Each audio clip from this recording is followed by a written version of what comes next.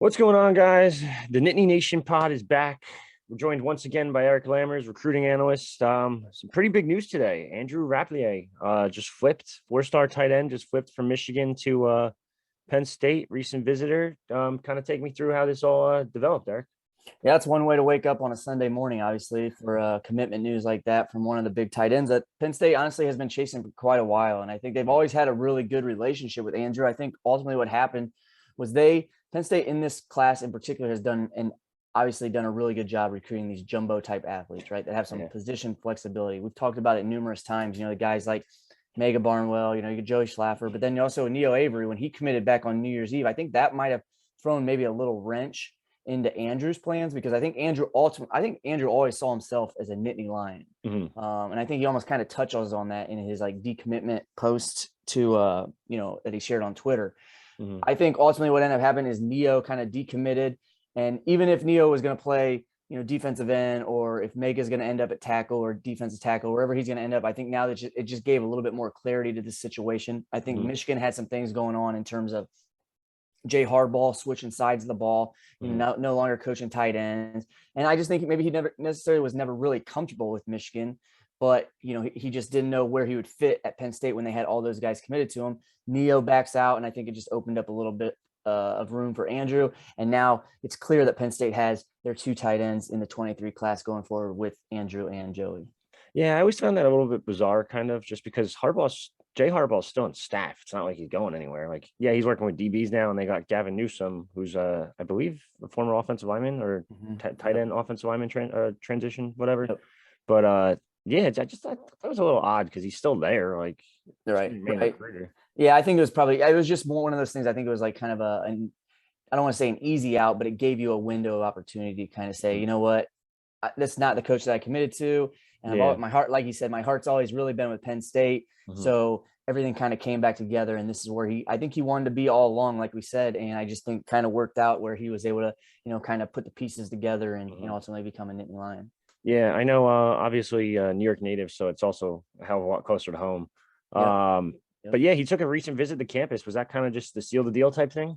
Yeah, I think it was, you kind of come back on campus, you kind of get back in person with Coach Franklin, with Coach Howell, and the rest of the staff, and just kind of see, where those feelings are with everybody, how everybody's feeling, since that commitment to Michigan, and just if he still has that, home feeling when he stepped on campus in State College. Then he still went ahead and took a trip back to Michigan. I think, just to kind of weigh it all out and see where everything stood. But I think it's very clear once you do all those two different visits, you interact with all those people. And if your heart is still telling you that you want to be a Nittany Lion, I mean, you just have to follow it if you're this young man. And I think there's no, hard feelings probably from Michigan, because they probably understand. And at the same time, if it's better to find this out, like Penn State did with Neo, it's better to find this out in March or April than it is, in November and December. Yeah, and it seems like they're pretty confident he's going to stay on board now. Now we're going to talk about this 2023 class.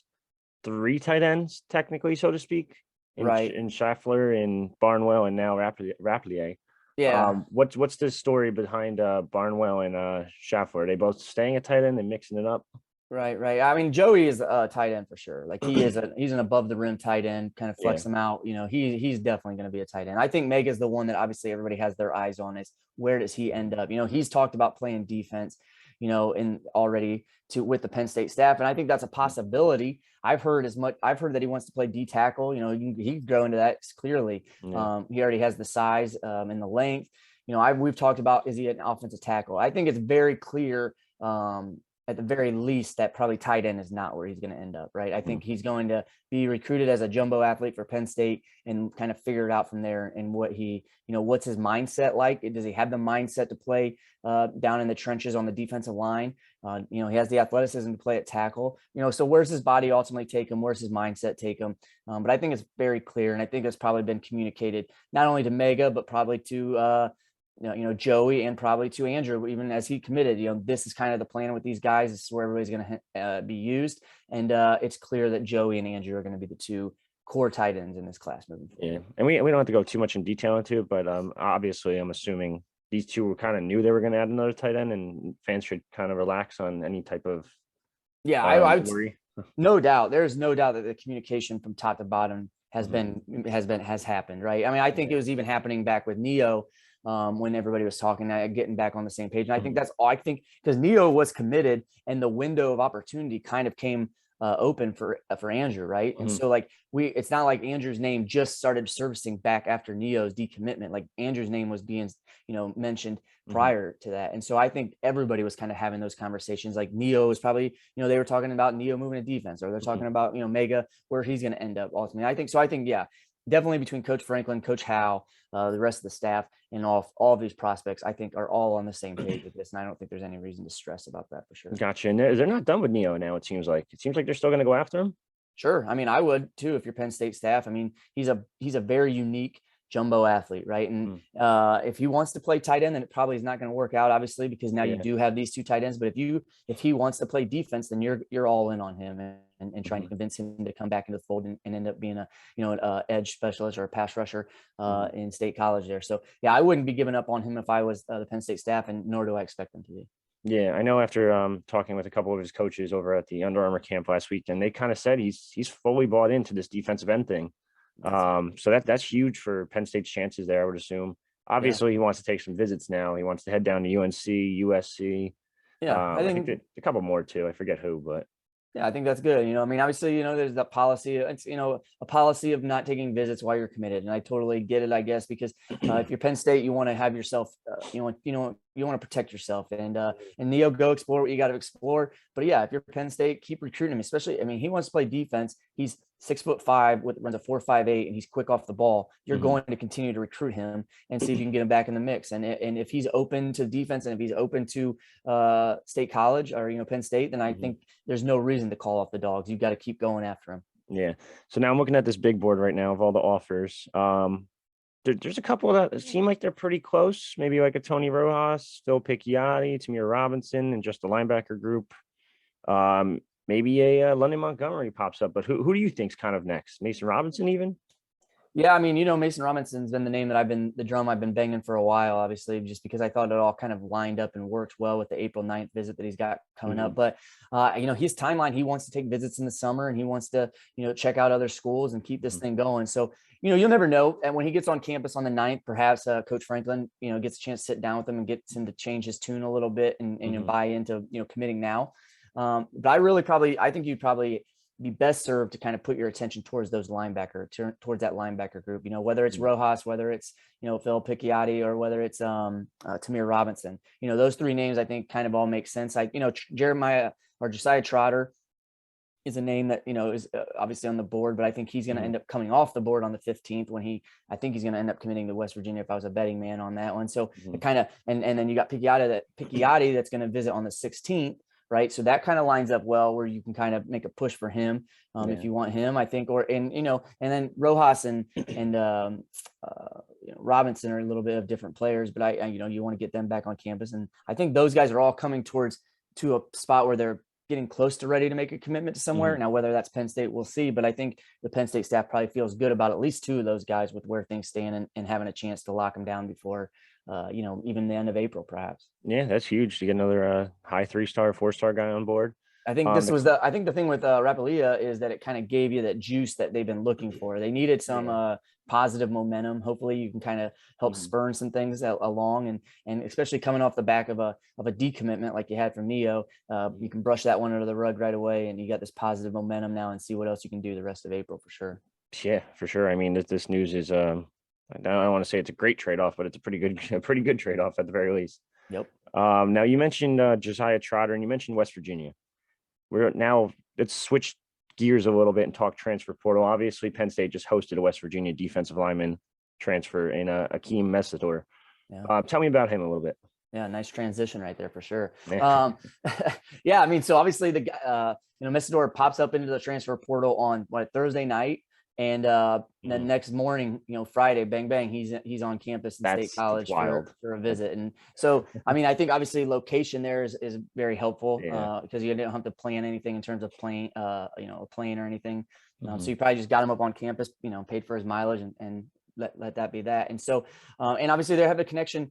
Penn State has done really well. You know, he's originally from Canada. Mestor's originally from Canada, and so they've done really well in the past with recruiting Canadians, and they have some on their team right now that you can kind of help draw that parallel with them. So yeah, I mean, he obviously, you know, it was an interesting one. Obviously, people have probably seen the video by now. Neil Brown was not, you know, all that happy with what was going on there. They didn't want to lose Mestor. Obviously, he was very high on Mestor as the person and as a player. And but ultimately, you know, he kind of just felt like it was in his best interest, both playing wise, and even sounds like some other things were happening there that were just time for him to move on from West Virginia. And, you know, who knows what's really been going on. I mean, obviously, I don't think that Penn State has done anything here in terms of, you know, the backdoor channeling. I think though, if you're Neil Brown, or if you're any college coach, obviously in college football at this point, you're kind of fooling yourself if you don't think that some of these new staffs in particular that are trying to fill out rosters still, and they're going to do so through the transfer portal, if they're not going up and down their staff right now and, you know, talking to people and saying, okay, who do you know that's out there? Who do you have relationships with? Who can we potentially backdoor channel and get them into the portal that we can kind of talk to them about, you know, some other opportunities? I mean, that's just the nature of the beast, and people may not want to hear that. And it sounds a lot of grimy, sounds a little dirty, but it kind of is what it is. You know, people are going to be doing this. And so, but Penn State was lucky enough to get him on campus, you know, right out the gate. And I think location had a lot to do with that. And they have shown that they are very interested in adding talent, at least one more big time talent out of the portal as they continue to pursue those guys, you know, with the Murphy twins and Tyler Steen and different things like that. They've been very active. And so this is just another opportunity for him. I know, you know, I think you even mentioned to me, you know, before we went on the air that, you know, he's very familiar playing the 5 tech. That's maybe where he wants to end up. You know, he's 6'1", 6'2", 275, 280 pounds, I think. And so, like, is he a 5 tech? Does he have the length for that? Is he ultimately a 3 tech with a quick twitch, get off the ball? You know, I think that's probably what's going to, you know, what are schools telling him right now? They're probably going to tell him whatever he kind of wants to hear to get him locked in, honestly. But, you know, we'll see where he ultimately ends up at the next level. But he can obviously play because he's at, you know, 9.5 sacks in 2 seasons there at West Virginia. You know, he, you know, had some accolades as a freshman and as a sophomore, and they were not happy to lose him. Which is always a good, it's not a good, I won't say it's, you know, obviously not good for West Virginia, but that's a very good sign for other teams when the head coach comes out and is not very happy that they just lost this guy. At least, you know, that's a player that's in the portal now. Yeah, I was a little shocked by Brown's statement. I just don't expect that from any high major head coach. It's just kind of like a little pettiness. But regardless, the kid's very good, obviously. He's at Penn State already visiting, just earned offers from Auburn, Tennessee, USC. We're hearing Miami is also involved pretty well. It's gonna be intriguing to see where he goes. I don't know how, if maybe they got him on campus too early, but I guess it's kind of just a wait and see. Sure. I mean, that's definitely a possibility because, you know, like you said, if Miami's involved, if USC's involved, Tennessee, Auburn, all these other schools, and more will probably be coming, if I had to guess, right? And so he's going to probably take more visits.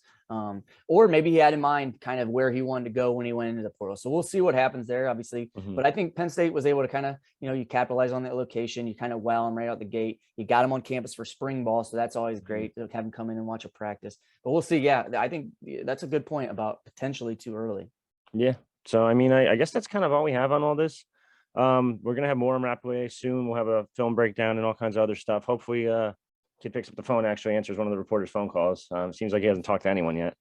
I get it. He wants his privacy, but I'm sure we'll have more on him soon. And all right, guys, just stay tuned for more on the Nittany Nation pod. Hit the subscribe button down below for all our videos. Eric, anything else? Have a good rest of Sunday, everybody. All right.